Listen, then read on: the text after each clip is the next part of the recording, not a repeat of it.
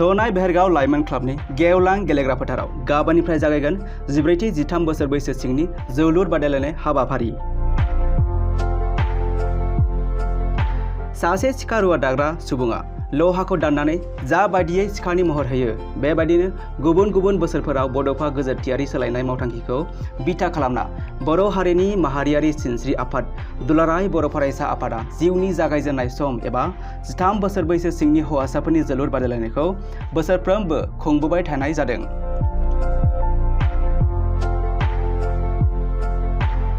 जाय थांखि आरो नोजोरखौ बिथा खालामना उदालगुरि जिल्ला दुलाराय बर' फरायसा आफादनि बानजायनायाव थांनाय 15 जुलाइ खालारनिफ्राय टंलायाव जिल्ला आफादनि सोनाब फारसे थानाय गं 10 दख'राफोरखौ लानानै बादायलायनायखौ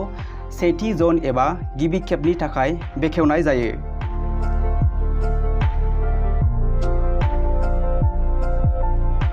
बेनिनो गाबोननि सानाव फिन नैथि जन महरै मोनसे मेहेर गोनां हाबाफारिनि गेजेरजों उदालगुरि दख'रा दुलाराय बर' फरायसा आफादनि आवथायाव थानाय सनाय बेहेरगाव लाइमोन क्लाबनि गेवलां गेलेग्रा फोथाराव जिल्ला आफादनि सानजा फारसे थानाय मोन 11 दख'राफोरखौ लानानै 13 बोसोर बैसो सिंनि जोलुर बादायलायनायखौ बेखेवनो थाखाय दिनैनि सानाव उदालगुरि जिल्ला दुलाराय बर' फरायसा आफाद आरो उदालगुरि दख'रा दुलाराय बर' फरायसा आफादनि मावसोम हान्जाखौ दिनैनि सानाव सान्दुं अखा नेवसिनानै खामानि मावनायनि गेजेरजों साखा-फारा जाबाय थानायखौ नुनो मोनो।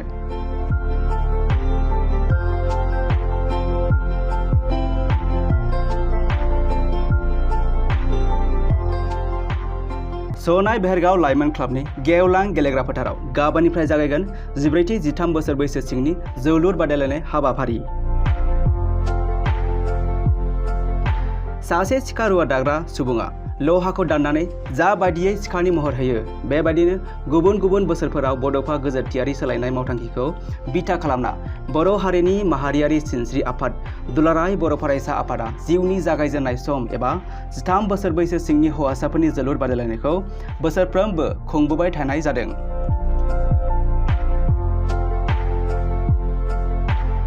जाय थांखि आरो नोजोरखौ बिथा खालामना उदालगुरि जिल्ला दुलाराय बर' फरायसा आफादनि बानजायनायाव थांनाय 15 जुलाइ खालारनिफ्राय टंलायाव जिल्ला आफादनि सोनाब फारसे थानाय गं 10 दख'राफोरखौ लानानै बादायलायनायखौ सेथि जन एबा गिबि खेबनि थाखाय बेखेवनाय जायो।